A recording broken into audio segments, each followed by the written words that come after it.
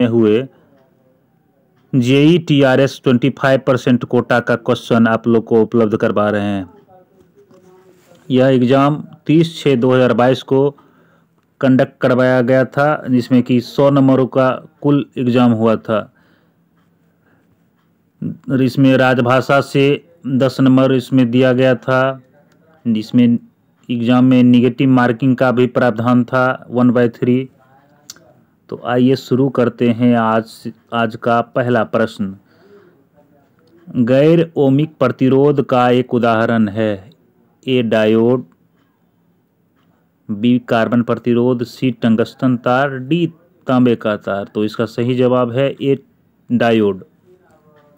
प्रश्न संख्या 2। एक कंडक्टर पर 10 वोल्ट का संभावित अंतर लगाया जाता है, जिसका प्रतिरोध 2.5 ओम है। इससे बहने वाली धारा का मान क्या होगा? ए 4, बी 6, सी 10, डी 2। तो इसका सही जवाब है ए 4। प्रश्न संख्या 3। जब चालक की लंबाई दोगुनी कर दी जाती है तो अनुप्रस्थ काट का क्षेत्रफल वही रहता है, तो उसका प्रतिरोध क्या होगा?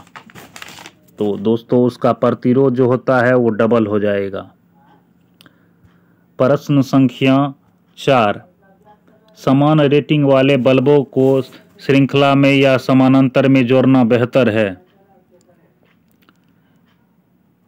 तो इसका सही जवाब है बी समानांतर। समानांतर में जोड़ना इसको बेहतर है। प्रश्न संख्या 5। समानांतर में जुड़े 20 प्रतिरोध का समग्र समतुल्य क्या है? तो इसका सही जवाब है ए 6.67। प्रश्न संख्या 6। सर्किट का विश्लेषण करने के लिए किस बुनियादी कानून का पालन किया जाना चाहिए? तो इसका सही जवाब है डी किरचॉफ के नियम का पालन करना चाहिए। प्रश्न संख्या 7। जब सेल समानांतर में जुड़े होते हैं तो आउटपुट करंट क्या होता है? इसका सही जवाब है ए बढ़ता है। प्रश्न संख्या 8। निम्नलिखित में से कौन सबसे अच्छा कंडक्टर सामग्री है? तो इसका सही जवाब है सी चांदी सबसे अच्छा कंडक्टर माना जाता है। प्रश्न संख्या 9। अच्छे कंडक्टरों में डैश के कई ढीले बंधन होते हैं। तो इसका सही जवाब है डी इलेक्ट्रॉनों के कई ढीले बंधन होते हैं। प्रश्न संख्या 10। निम्नलिखित में से कौन एक कुचालक नहीं है? तो इसका सही जवाब है सी चांदी इसमें कुचालक नहीं है। प्रश्न संख्या 11। एक नेटवर्क में किसी भी बंद पथ के चारों ओर वोल्टेज का बीजगणितीय योग डैश के बराबर होता है। तो इसका सही जवाब है 0 के बराबर होता है। प्रश्न संख्या 12। विद्युत धारा और वोल्टेज मापन के लिए एमीटर और वोल्टमीटर को सर्किट में क्रमशः डैश और डैश में जोड़ा जाता है। तो इसका सही जवाब है श्रृंखला और समानांतर में जोड़ा जाता है। प्रश्न संख्या 13। 200 volt 100 watt bulb 100 volt 110 volt स्रोत से जुड़ा हुआ है। वाट्स में बल्ब द्वारा खपत की जाने वाली बिजली क्या होगी? तो इसका सही जवाब है 25 वाट ये बिजली खपत करेगा। प्रश्न संख्या 14। विद्युत धारा का पता लगाने के लिए डैश उपकरण का प्रयोग किया जाता है। तो इसका सही जवाब है गैल्वेनोमीटर, यानी कि ऑप्शन नंबर डी। प्रश्न संख्या 15। एक विद्युत बल्ब के फिलामेंट द्वारा 1 मिनट में 5 एम्पीयर की धारा खींची जाती है। परिपथ से प्रभावित होने वाले विद्युत आवेश यानी कूलम्ब की मात्रा बताइए। तो इसका सही जवाब है 300 कूलम्ब, ऑप्शन नंबर सी। प्रश्न संख्या 16। यदि संधारित्र में समानांतर प्लेट का क्षेत्रफल घटा दिया जाता है तो इसकी धारिता क्या होगी? तो इसकी धारिता जो है वो घटेगी, ऑप्शन नंबर बी इसका सही जवाब होगा। प्रश्न संख्या 17। इंसुलेटर के मामले में जैसे जैसे तापमान कम होता है प्रतिरोधकता क्या होती है? तो इसकी प्रतिरोधक जैसे जैसे तापमान कम होता है प्रतिरोधकता इसकी बढ़ते जाती है, यानी ऑप्शन नंबर डी इसका सही जवाब है। प्रश्न संख्या 18, निम्नलिखित में से कौन कथन विद्युत आवेशों के गुणों के बारे में गलत है? तो इसका सही जवाब है ऑप्शन नंबर बी, समान आवेश एक दूसरे को आकर्षित करते हैं। प्रश्न संख्या 19, एक अच्छे हीटर के साथ प्रयोग करने पर फ्यूज बार बार जल जाता है, यह सलाह दी जाती है कि डैश के फ्यूज वायर का प्रयोग करें। तो इसका सही जवाब है अधिक त्रिज्या वाले फ्यूज का उपयोग करना चाहिए। प्रश्न संख्या 20, एक घरेलू आपूर्ति से 1500 वाट 200 वोल्ट का कूलर तथा 500 वाट 200 वोल्ट का पंखा प्रयोग में लाया जाना है, उपयोग किए जाने वाले फ्यूज की एम्पीयर रेटिंग क्या होगी? तो इसका सही जवाब होगा 10 से अधिक, यानी 10 एम्पीयर से अधिक इसमें फ्यूज का यूज होगा। प्रश्न संख्या 21 में दिया हुआ है, एक चित्र बना दिया हुआ है, इसमें पूछ रहा है दो बिंदुओं के बीच शुद्ध प्रतिरोध क्या कितना ओम होगा? तो इसका सही जवाब है 1 ओम होगा इसमें। प्रश्न संख्या 22, यदि R1 और R2 क्रमशः 40 वाट और 60 वाट के फिलामेंट का प्रतिरोध है जो क्रमशः 220 वोल्ट का संचालन करते हैं तो क्या होगा? तो इसका सही जवाब होगा R2 जो है वो R1 से छोटा होगा, सी इसका सही जवाब होगा। प्रश्न संख्या 23, चुंबक के बाहर चुंबकीय क्षेत्र रेखाओं की दिशा क्या होती है? तो इसकी दिशा जो होती है उत्तर ध्रुव से दक्षिणी ध्रुव के बीच होती है, ऑप्शन नंबर सी इसका सही जवाब होगा। प्रश्न संख्या 24, अस्थाई चुंबक बनाने के लिए सबसे अच्छी सामग्री डैश है? तो अस्थाई चुंबक बनाने के लिए सबसे अच्छी सामग्री जो है वो अल्निको है। प्रश्न संख्या 25, प्रतिरोध डैश पर निर्भर नहीं करता है? तो प्रतिरोध जो है वो आपका वोल्टेज पर निर्भर नहीं करता है। प्रश्न संख्या 26, एक व्यक्ति 5 मिनट में 600 मीटर लंबी सड़क को पार करता है, किलोमीटर प्रति घंटा में उसकी गति कितनी है? तो इसका सही जवाब है 7.2, इसका सही जवाब है। प्रश्न संख्या 27, एक व्यक्ति अपनी आधी यात्रा 6 किलोमीटर की गति से और शेष आधी यात्रा 3 किलोमीटर की गति से तय करता है तो उसकी औसत गति कितनी होगी? तो इसका सही जवाब है 4। 28 में जोड़ दिया हुआ है जिसका सही उत्तर है बी। 29 नंबर प्रश्न में भी कैलकुलेशन है जिसका उत्तर आप लोग खुद कैलकुलेट करके ये कर सकते हैं, इसका आंसर ए है। प्रश्न संख्या 30, इसमें माइनस दिया हुआ है और इसका उत्तर है आपका सी। प्रश्न संख्या 31, इसमें कह रहा है 7 अंकों की सबसे बड़ी संख्या को 6 अंकों की सबसे छोटी संख्या से घटाए तो उसका उत्तर क्या होगा? तो उसका उत्तर जो होगा वो होगा ए, यानी कि 98, 99, 999। प्रश्न संख्या 32, 529 इंटू 65, तो इसका उत्तर है, इसको आप डिवाइड कीजिएगा तो 34,385 आएगा। प्रश्न संख्या 33, श्याम प्रत्येक सप्ताह 46 घंटे व्यायाम करता है, 15 सप्ताह में वह कितने घंटे व्यायाम करता है? इसको भी आप लोग मल्टीप्लाई कर दीजिएगा तो इसका सही आंसर है वो आएगा आपको 690। प्रश्न संख्या 34, एक टीवी 5,000 रुपये में खरीदा जाता है और 4,000 रुपये में बेचा जाता है तो हानि प्रतिशत बताइए। तो हानि इसमें जो होगा वो 20% की कुल हानि होगी। प्रश्न संख्या 35, यदि क्रय मूल्य विक्रय मूल्य का 25% है तो लाभ प्रतिशत क्या है? तो इसका सही जवाब है सी 300%। प्रश्न संख्या 36, एक खिलौने का विक्रय मूल्य क्या है यदि उसके क्रय मूल्य 150 रुपया 50% की छूट पर दी जाती है? तो इसका सही जवाब है सी 75 रुपया उसका क्रय मूल्य है, विक्रय मूल्य है। प्रश्न संख्या 37, त्रिभुज एबीसी में बी पर समकोण AB बराबर 4 सेंटीमीटर, BC बराबर 3 सेंटीमीटर, तो AC का मान क्या होगा? तो इसका सही जवाब है 3। इसको आप लोग डिवाइड कीजिएगा तो इसका आंसर सी आएगा। 38, 21 + 5 भागा 4 - 2, इसको आप लोग मल्टीप्लाई कीजिएगा तो इसका आंसर आएगा 13।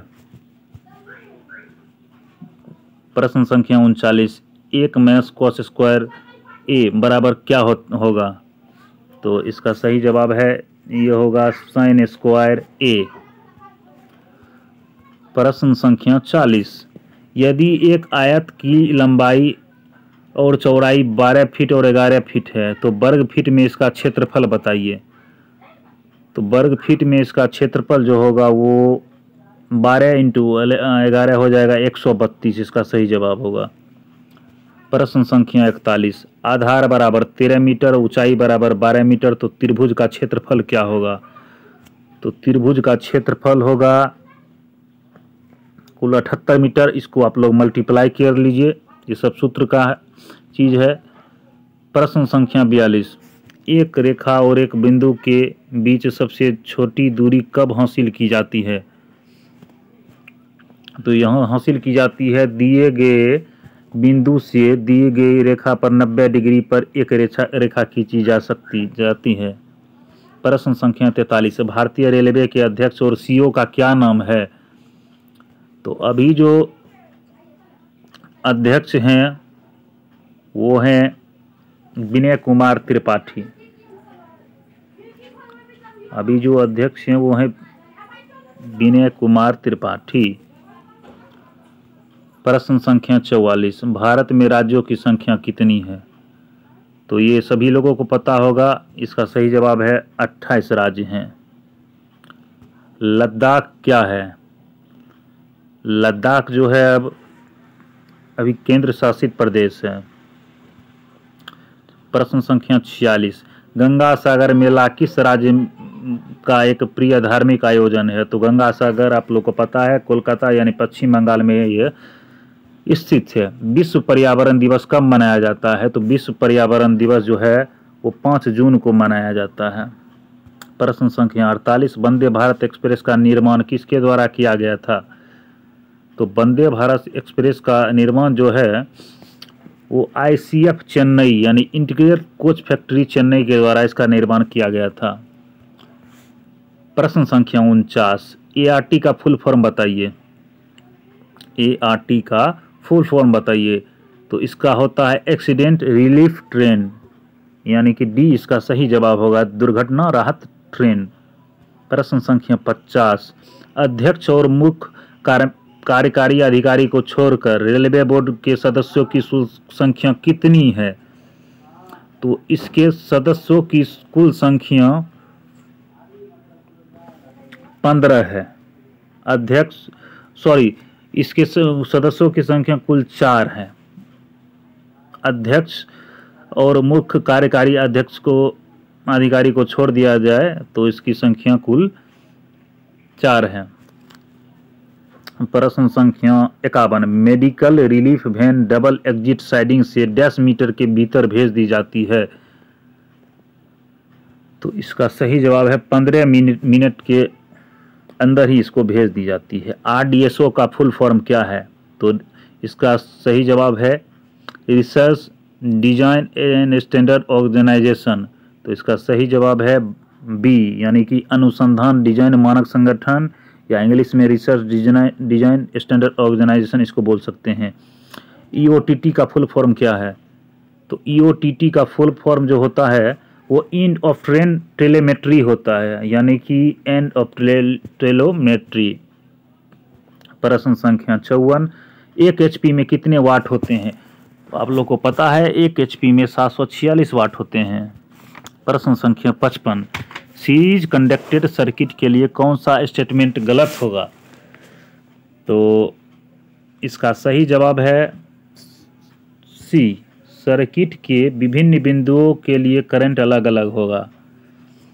प्रश्न संख्या 56, फ्लैशर लाइट डैश रंग की होती है? तो फ्लैशर लाइट जो होती है वह एम्बर रंग की होती है। प्रश्न संख्या 57, एक कैलेंडर वर्ष में एक अस्थायी रेल सेवक को कितने दिन का LAP दिया जाता है? तो इसमें आप लोग को जैसे पता होगा एक वर्ष में टोटल 30 LAP दिया जाता है। डी इसका सही जवाब होगा। एक पुरुष रेल सेवक को जीवित बच्चे होने पर प्रतिवित अवकाश दिया जाता है। कितने बच्चों पर? तो 2 बच्चों पर ही दिया जाता है। प्रश्न संख्या 59, जब किसी अन्य नियम के तहत कोई छुट्टी स्वीकार नहीं है तो दी गई छुट्टी डैश के रूप में जाना जाता है? तो दी हुई छुट्टी को हम लोग एक्स्ट्रा ऑर्डिनरी लीव में हम लोग उसको ये करेंगे। प्रश्न संख्या 60, व्हेन SF5 माने SF5 चार्जशीट जो होता है वो कब दिया जाता है?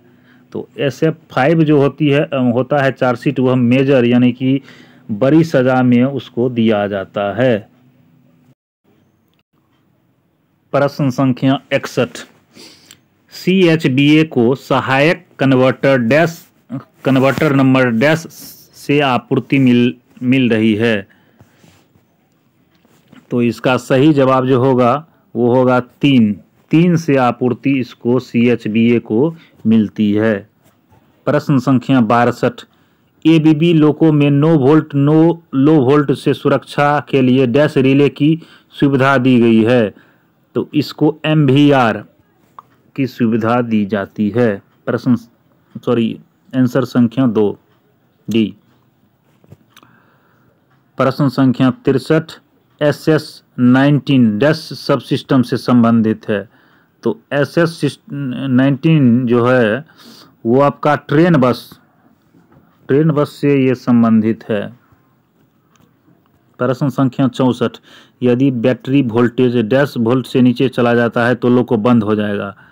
तो यह 82 वोल्ट से नीचे जैसे जाएगा लोको अपने आप बंद हो जाएगा।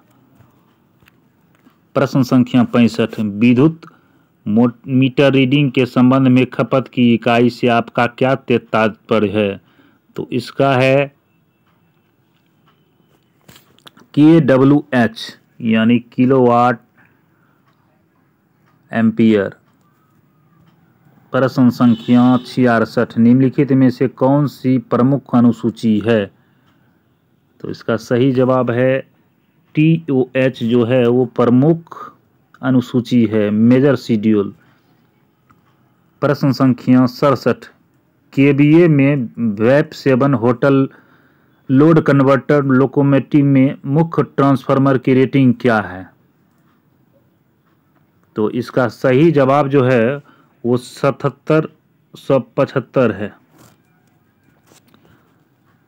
प्रश्न संख्या 68, यह प्रश्न गलत था तो इसको हम लोग नहीं करवाएंगे।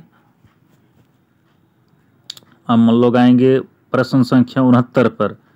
QLM रिले मुख्य ट्रांसफार्मर की सुरक्षा के लिए डैश से प्रदान की जाती है?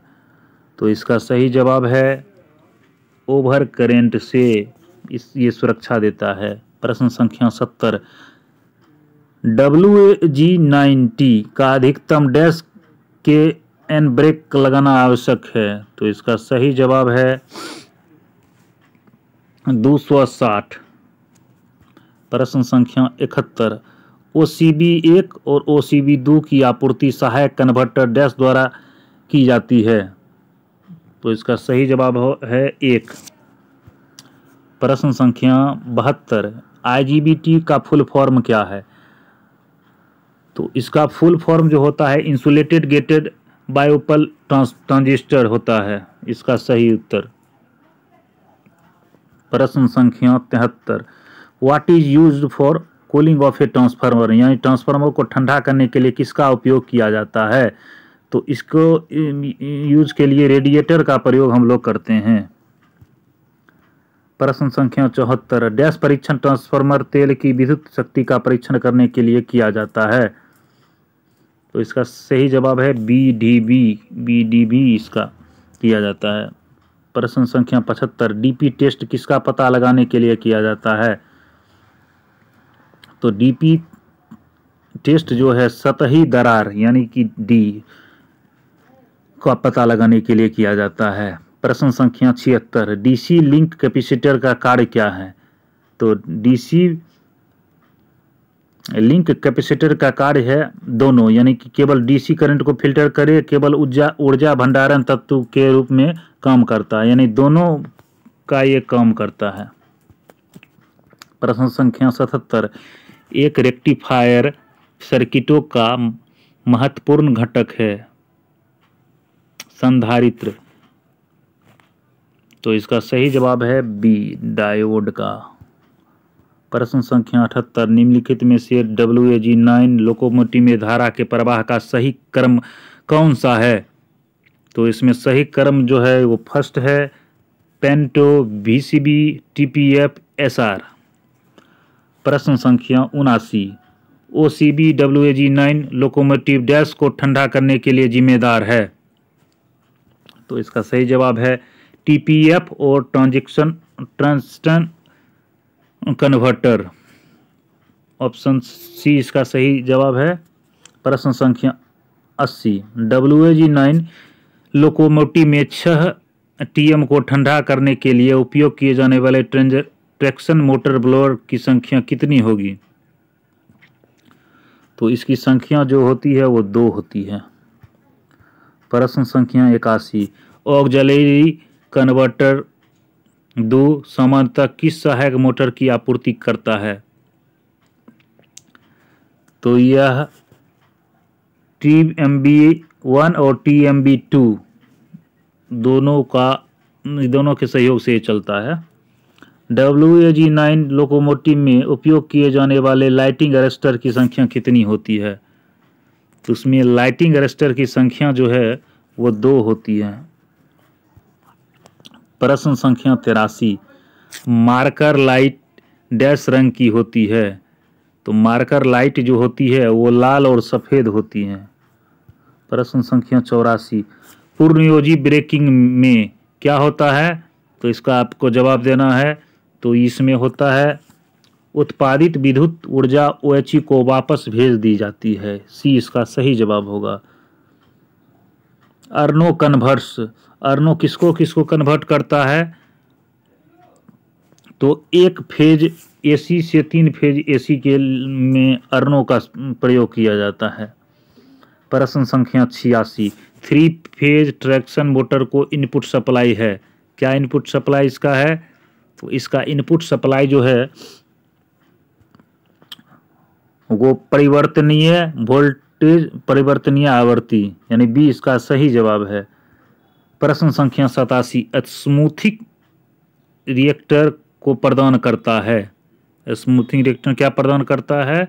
तो AC को DC में बदलता है। रिएक्टर का कार्य यही होता है। RSI ब्लॉक डैश को प्रदान करते हैं, मतलब किसको प्रदान करते हैं? तो RSI ब्लॉक जो होता है वो AC को DC में ये भी चेंज करता है।